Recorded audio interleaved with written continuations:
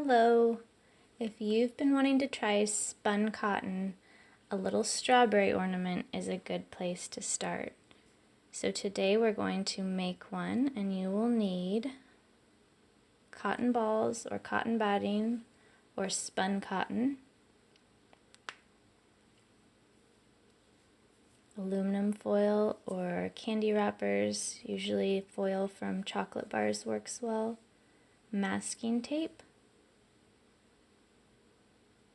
wire or string for the hanger, so that can be paper clips or thread or twine.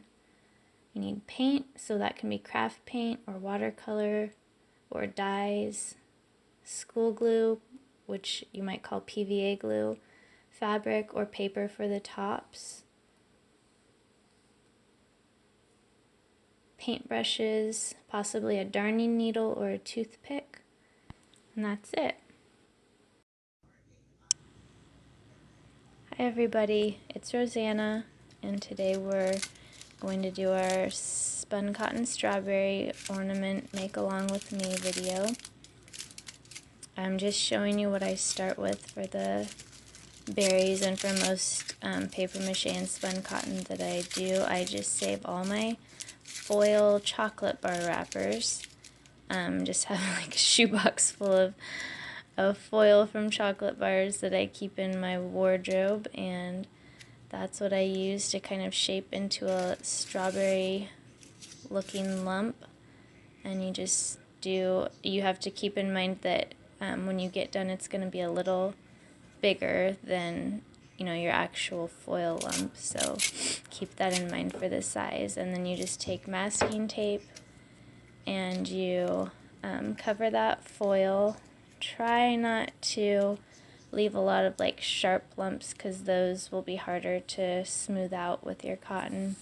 And the reason you cover the foil is because the cotton and glue does not stick well to just the straight foil, and also the tape will just keep the little pieces of foil from flaking off, so it's just easier to cover over masking tape when you're doing spun cotton or paper mache. So you just kind of smush it down as well as you can until you've got about the shape that you want.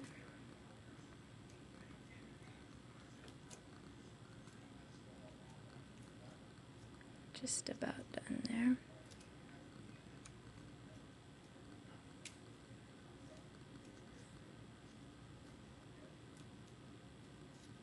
And I did like 6, I think, so that I'd have a little batch that I could do different things with. And I just take kind of a darning needle and poke a little hole for your wire or string or whatever you're going to use for your holder, and just make it big enough that you've got a little space to work with.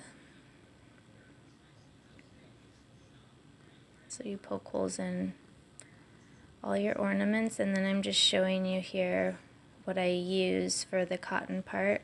I don't buy anything fancy. Everything that I have is stuff I've like found or found at the thrift store, or even the cotton balls I have right now I found in a big bag at the thrift store back when we were going to the thrift store. This is old quilt batting, which is nice, but has a little bit of natural fiber. That's something from like a pill bottle. So I've just got basic cotton balls, quilt batting, and kind of like the cotton from vitamins and supplements and things I use. I just save anything like that. But today I'm going to show you a cotton ball, because I thought most of you would probably have cotton balls in your medicine cabinet. And I'm just putting some water in my bowl, and then I'll add some, here in the US we call this Elmer's glue. That's the brand, where you call it school glue. I don't know if it's PVA in UK. I don't know if it's PVA or if I'm saying the right thing, but it's something like, it's just that white kind of glue that kids use at school. And I just add a little like a tablespoon or so of that to my dish of water and mix that together, and then I just start coating my little strawberry shape. And you can either lay the cotton on or you can dip it in some of the gluey water. Looks like my hands are out of frame here. Sorry about that. Maybe I'll cut this part out. So you just start working that cotton on there.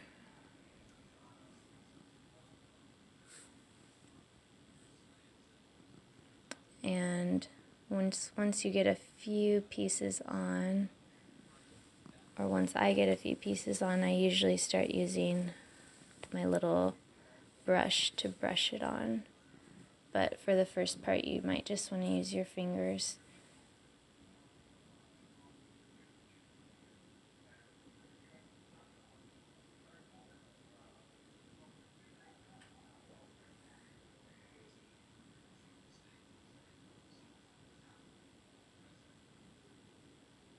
So just get a kind of a first layer. Try to cover most of your taped shape.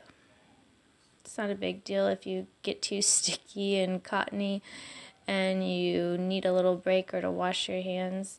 That's okay if you don't get it all covered the first time, but it's easiest. You won't have to do as many kind of coats of cotton if you can get it all kind of covered to start.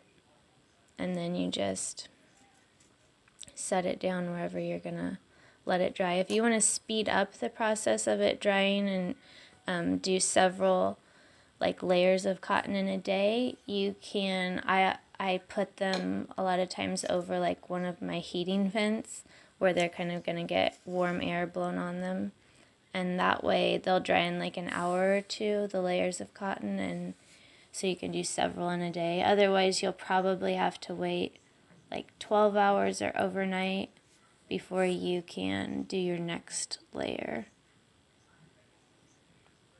So I'm covering another one here.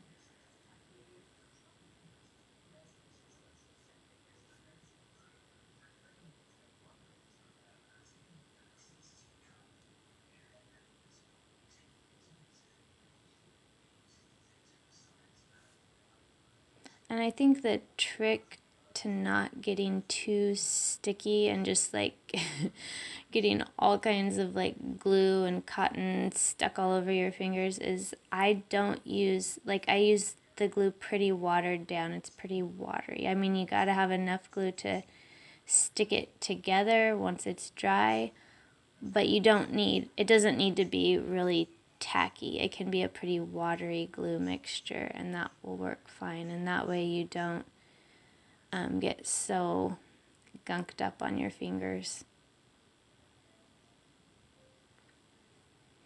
And just depending on how you want your berries to look, just keep trying to squish down any little lumps you find in your tape and foil, because sometimes they aren't very smooth yet, but you can still kind of smush some of that down if you need to. So there I've got a couple, and I'll do the rest and come back. Okay, so we're back and we've got our ornaments. The first layer is dry on them, and so we're just going to work on shaping them up, adding, usually the next few layers that I do are not as thick, and maybe I don't even coat the whole thing, but I'm just going to go in, and if there's kind of low spots or if I just want to change the shape a little bit, I'm just going to add cotton in those places. And this is where I mostly just use the brush and pretty thin pieces of cotton. They don't need to be very big usually for this layer, unless you're really wanting to increase the size of whatever you're making. So I'm just gonna keep brushing those little bits down.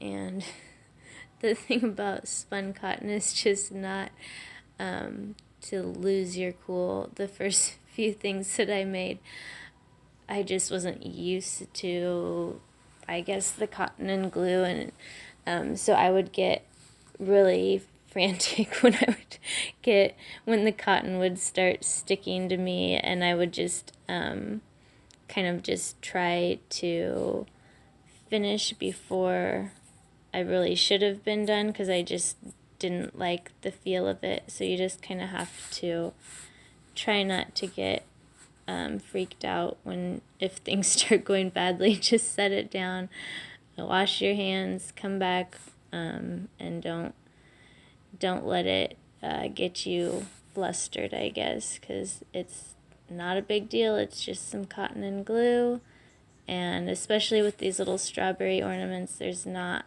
much investment for, pretty much no investment for your materials. You've just got a little time in it, so don't sweat it. No, at least in this one, I've got my hands in the frame, so I'll probably just keep this, even though I don't have much to add here. I'll let you watch.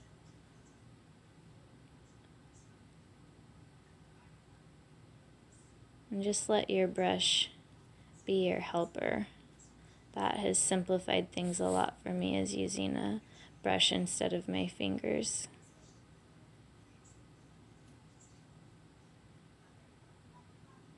And I talked about how I like my glue to be pretty watered down. The reason I like that, besides the fact that it's less sticky, is because you'll end up with, your piece won't be quite so, I don't know the word I would say is like shellacked. It will be, if you use a lot of glue to water, your piece is going to be really hard, and so when you go to paint it, it's not really going to absorb the paint. The paint's just going to sit on the top of it, and that's fine if you like a really opaque layer of paint and you want it to be look maybe more like clay or something that's not porous. But I like the look of the cotton fibers, and so if you don't use as much glue, you're going to be left with something that still looks kind of soft and fibrous, and just a little bit more natural. And that way when you go to paint it,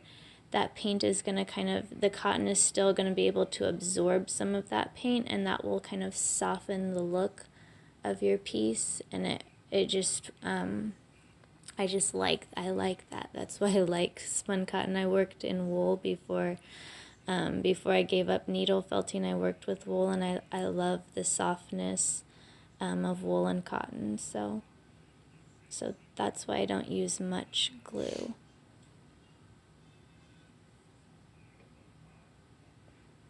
And we're done with that.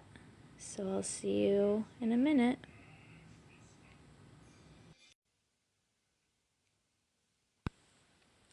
Now it's time to put in our holders. You can do this step at the end. You can even usually punch a hole at the end, but it's a lot easier if you start at the beginning with your hole and add the holders now, or at least that's what I found. So just make sure you've got a little space opened up, and then I'm going to show you some different options for the kind of hanger or holder that you can put on your little strawberry. I've got twine and threads, embroidery floss, different kinds of wire, even paper clips. That's kind of an old-fashioned use it in a pinch type of thing. A lot of old ornaments that I find have a little paper clip stuck in them. So here I've got some different kinds of, this is like, I don't know, it's fabric coated or paper coated wire. It's a really thin wire, and I just discovered a year or two ago that when I unwrapped it, I kind of liked that sort of I don't know, rustic looking wire that was underneath there. I'm not typically a really shiny, glitzy person, so gold wires and jewelry wires aren't my favorite to use. So I really liked kind of this tarnishy looking wire that I found under this paper coated wire that I had had in my drawer from like making armatures for needle felting. So I just peel off the paper and use that wire. That's my favorite. And you can use a little glue of your school glue, or you can use hot glue, which is usually what I do because it's so quick and you don't have to wait for it to set up and dry. But I'm using the school glue just because I couldn't get my hot glue gun in the shot, and I figured everyone would have school glue. If you don't have a hot glue gun, not a big deal. So I've just glued in some glue, and I'll let that little twist of wire dry in there. And then here I think I'm using a little bit of just kind of a thick thread, or I don't know if this would be called an embroidery floss. It's just on that spool there. I'm going to tie a knot, and then I'll just put some glue in that hole in my strawberry. And then I think I used like a toothpick to kind of stuff the thread in there. Get it down maybe a 1/4 inch or so, a couple millimeters, so that it is not too easy to pull out.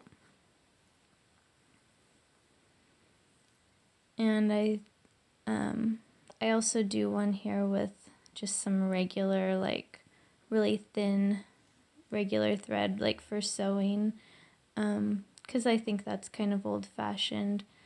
A lot of times I'll pull, a box of ornaments I got at an auction or sale. You'll find that they've got a little piece of black thread or whatever color gold thread as the hanger, and I just think that looks kind of old-fashioned. Now I've got a little tag there from clothing. If you don't have a big stash of thread and string like I do, you could see if you've got some old tags around, because they might have a little string on them that you could use. That's some gold embroidery floss, and then here's just some different threads.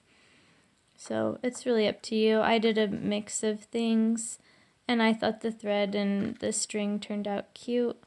And then I've got here some paper clips. So I'm going to cut a paper clip and use that little small side of it to stick in as the top, as a little hanger top in one of them. And then I'll use a whole paper clip as the rest of the hanger.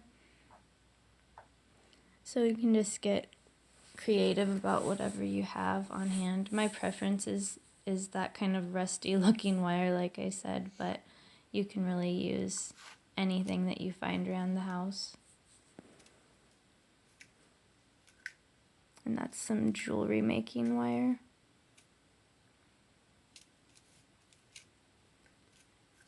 So those are the tops, and you just glue them in with your school glue or your hot glue and wait for them to dry.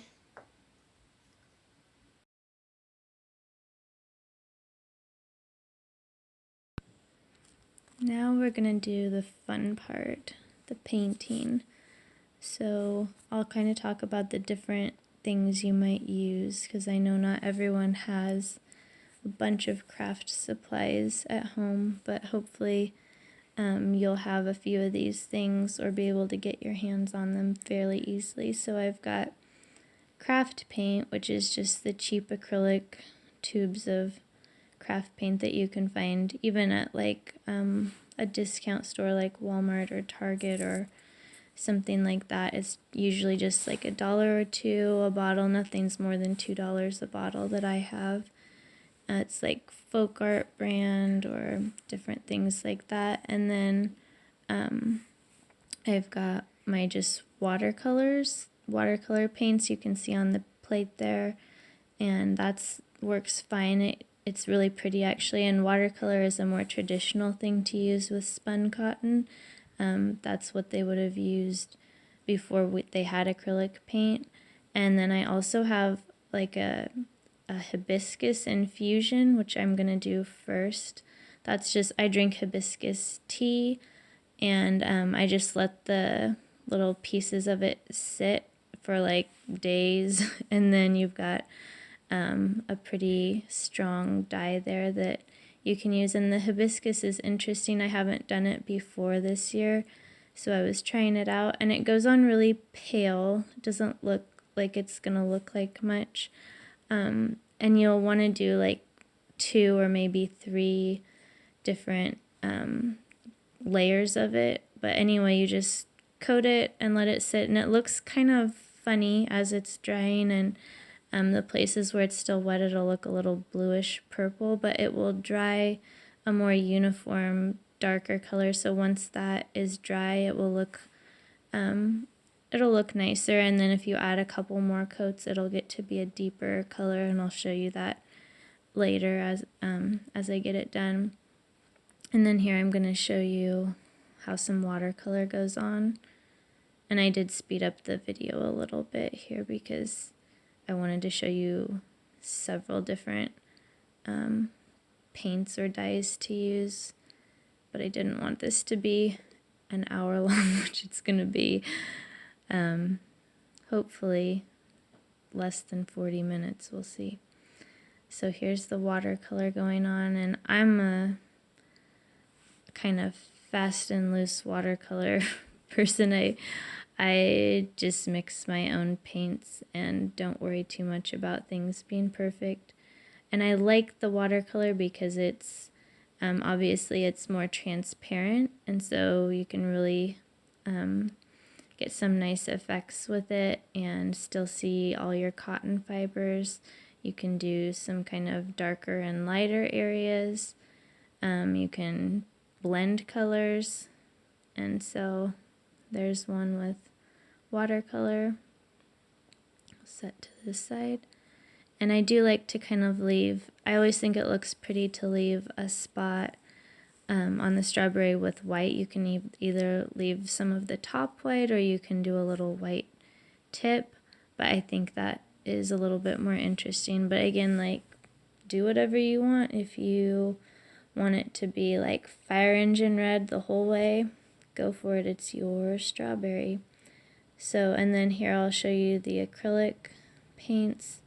And if you use an acrylic craft paint, one of the benefits to that is that if you've still got a few lumps in your shape that you want to smooth out, you can always paint on a little more cotton with your paint. Just take a really thin layer of cotton and you can just stick it down using that paint. And I do usually water the paint down a little bit because I don't like it to be quite as thick and goopy as it is just straight out of the tube. So I'll add a little water to it, and I usually mix colors because that's just me. I don't usually like the colors straight out of the tube, and I'll just get my own blend, but totally up to you what you do. I feel like Bob Ross. It's your little world, I think he said, something like that. So you paint it the way you want it to be. And then I'll just kind of blend that in. And then I can't remember what I do here. I think I probably use a little bit of white right at the top to kind of blend in that edge of red. Maybe I'm lying. Maybe I don't put anything. Can't remember, but anyway, that's the acrylic going on. Yeah, I think I'm gonna add a little white here. And you can just kind of blend it in for that sort of ombre effect. Yeah. And then that's that. And then we'll do one more here. I always like kind of just a pink strawberry too. That's what I ended up liking when I was done with this batch of berries. I really liked the kind of paler pink colored ones a little better than I liked the red ones, but it's up to you. And I'm kind of making the tip a little bit darker pink, just blending in some red with the pink paint, just to give it some kind of interesting patches. I don't like things to look too uniform, I guess.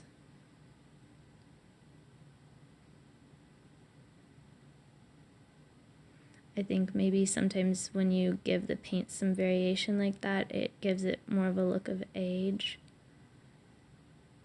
And one thing I forgot to do that I do like to do often is once the paints are dry and I have the spots on, I'll do a little wash with coffee to age it a little bit.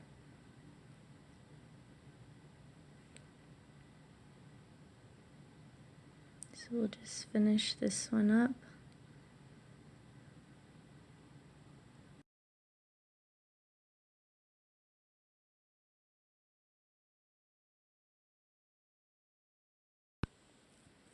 Now it's time to add our seeds, and I'm just showing you first how the hibiscus dyed ones came out. And you can see that's, I think I did 3 coats. I would let them dry completely in between, and then so they turned out that kind of nice, I don't know if you'd call that a raspberry color, but it's kind of reminds me of some of the old like felt from Santas, like antique Santas. That seems like a color that I've seen before, and then I'm showing you how some of the others came out.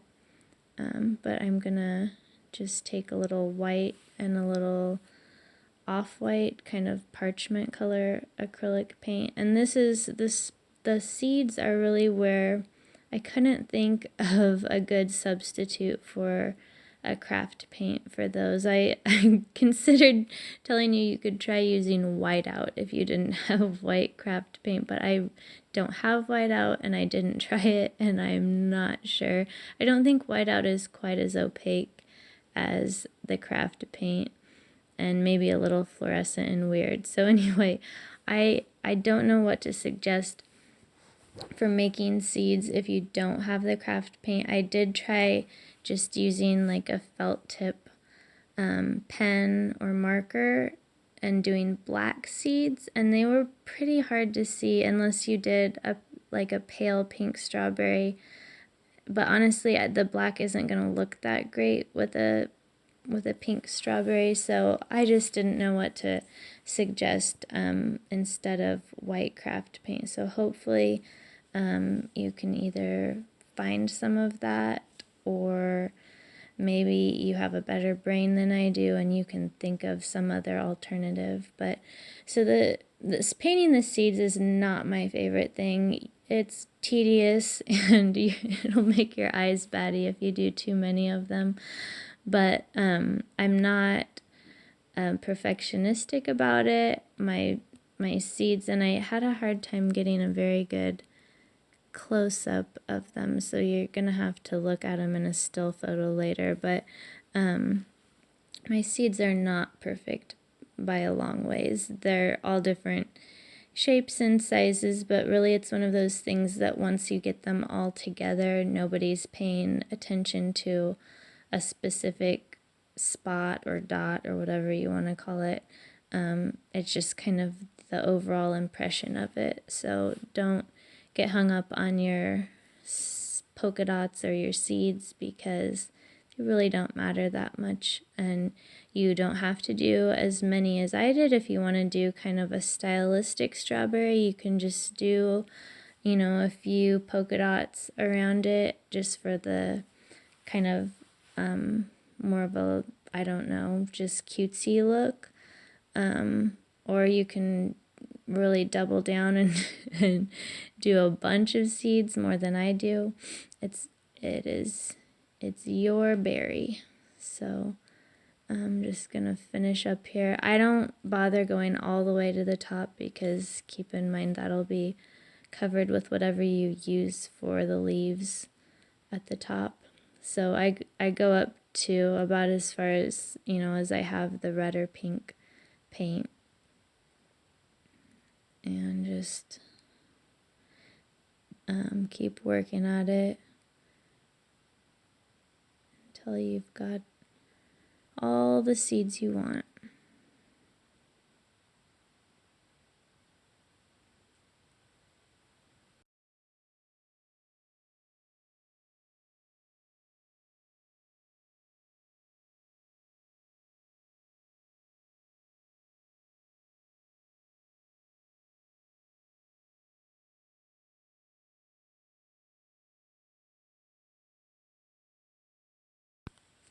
Okay, so we've got all the little seeds painted on, And now this is kind of an optional step here, but I usually use a sealant of some sort on my spun cotton and paper mache. And what I have right now that I like pretty well is this Mod Podge. It says papier mache and it's a matte finish, which I had a hard time finding, and I did finally order it off of Amazon because all I could find was satin for the longest time. And I just don't like that much sheen personally. But anyway, so I like this matte finish that I found. And there's this, I have to tell you what happened with this particular berry that I'm working on was one of the hibiscus dyed berries. And this Mod Podge like had a very strange reaction. I've never had it come out badly, really. It's never affected anything I've painted. I noticed when I put it on it didn't look, I mean, it never looks great. You're kind of worried because it looks thick and white and you hope that it's going to turn clear.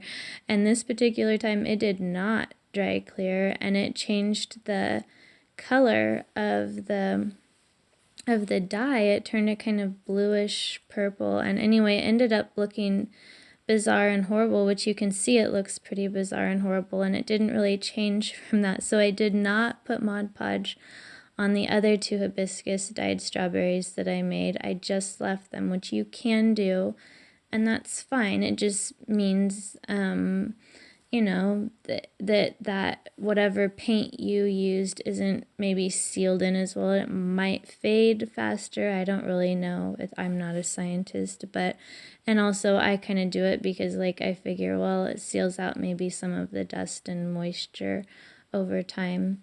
But anyway, this is totally kind of an optional step. And the thing I didn't do this time that I would normally do before the Mod Podge is I would kind of give a quick coat of coffee to everything to kind of age it and dull it down a little bit, let that dry, and then I would add the Mod Podge. But they looked fine. I thought I had used muted paint colors for the most part, so they didn't really need the coffee stain or the tea stain. But anyway, the Mod Podge worked fine for everything else, so there was that.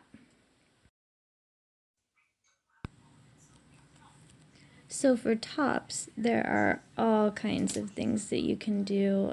I mean, I didn't even touch even a fraction of all the things I can think of, but what I thought I'd show you is some fabric, which I used an old piece of kind of cotton muslin, I think. It just came out of a sofa that we took apart. It was like the lining that held in horsehair and different things. So it's this really crinkly, textured, pretty thin cotton muslin. And I have not used this before, so this was a new experiment for me. But what I'm doing is I've just got a little scrappy bit that I cut off. And I just left those frayed edges and everything, and I'm just using a little watercolor paint, a little green, and also some coffee to kind of make, you know, a real strawberry top is kind of that palish green, and the leaves might have kind of some crunchy brown edges, so that's why I added the coffee, because I knew it would kind of suck to the edges and give me those brown edges on, or, you know, brown color on the edges of the fabric. So I just coated that little piece of fabric, and I'll have to let that dry before I can glue it on. And then I also had some green velveteen fabric, which I've used in the past, and I have one little top cut out already. You can either cut, you know, just kind of a starry shape out that's like one piece, or you can cut individual leaves, which I show both. It's easier to do the star shape, but I like the look better of the individual leaves. And then I also have just an old piece of paper out of a magazine. It's not really slick. It's kind of an open feel. I don't know, like a dull paper. It feels more like a book page rather than a magazine because it's from the 40s, and so I wanted it to be something that I could paint. So I'll use it's just some little leaves cut out of that. I'll glue them on with our school glue, and then I will paint them with some watercolor. I didn't paint them really dark green, but I mean, again, it's just totally up to you and what your preference is, what you want to try. There are all kinds of variations that you could do on what I've done. I just tried to use some different things that I thought, I mean, everyone's got some sort of paper at home. You can use copy printer paper and paint it green, or you can leave the, you can use book pages and leave them just as they are. You don't need to paint them. You can do all kinds of stuff. I thought about trying some lace, and there's all kinds of, I mean, I've used fabrics, just print fabrics, calicos, and left them as they are. I think that's kind of interesting. So whatever you can think of, you can try. So I'm just gonna squish all those little leaves down, and then I will paint them with watercolor. I'm just trimming one of them off. I guess it was too big.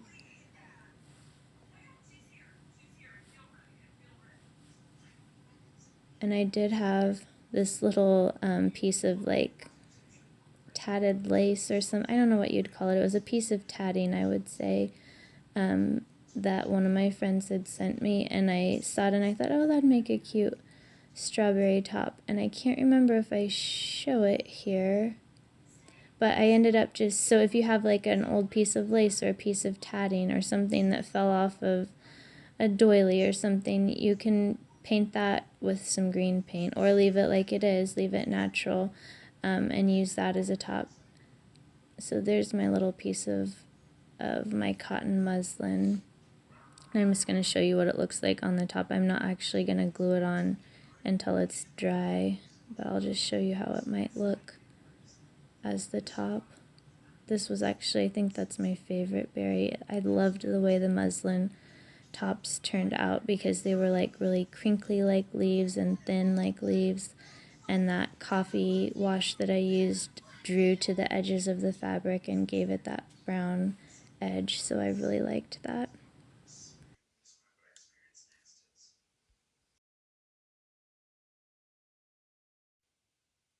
Okay, so I hope that that has seemed doable and something that might be fun to try, either just by yourself or with friends or family, kids.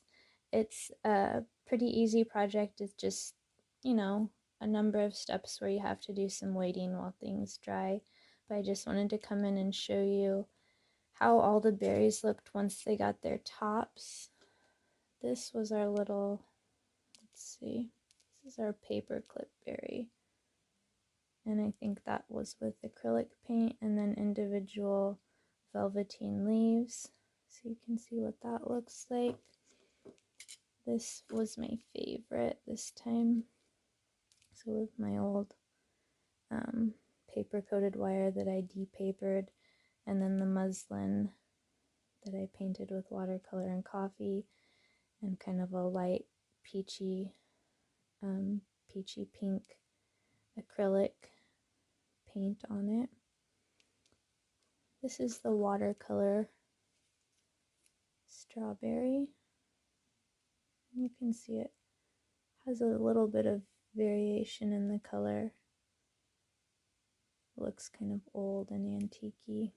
And that was the one piece velveteen top. These two are the hibiscus dyed strawberries. One's got the muslin top, and the other is just the magazine page that I painted a little bit. These are little, just kind of regular old sewing thread top, which I like the look of. And another little guy, the muslin top. I think this one is actually an old one that I had done with the actual fancy spun cotton, which is smoother, so you can see what yours might look like if you have nice spun cotton.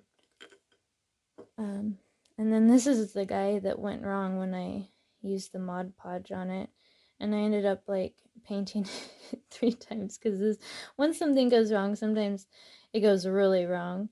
I'm sure you guys have had something like that happen. So I I painted over it, and then I was like, oh, I'll try some of this gold kind of like crushed mica that I got.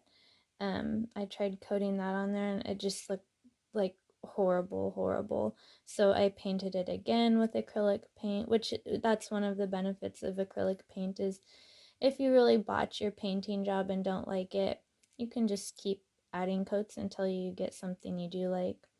And then this is the little piece of tatted lace that I painted green and used as a topper. I thought it turned out okay. Might not be my absolute favorite, but we salvaged it anyway.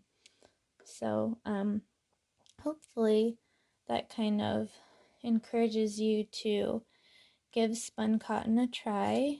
There's lots of things you can do, but honestly, I'll probably be making strawberries like every year for the rest of my life because I love little berries, and there's like endless ways that you can do them.